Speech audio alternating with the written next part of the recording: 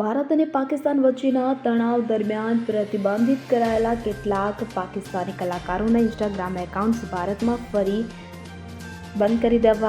ફરી દેખાવા લાગ્યા છે. આ સાથે કેટલીક યુટ્યુબ ચેનલ પણ અનબ્લોક કરવામાં આવી છે. ઉલ્લેખનીય છે કે દિલજીત દોસાંઝની ફિલ્મ સરદારજી 3માં પાકિસ્તાની અભિનેત્રી હાનિયા આમીરની હાજરીને લઈને હોબાળો મચી ગયો છે. આ દરમિયાન કેટલાક પાકિસ્તાની કલાકારોના પ્રતિબંધિત એકાઉન્ટ્સ અને યુટ્યુબ ચેનલો ફરીથી દેખાવા લાગ્યા છે.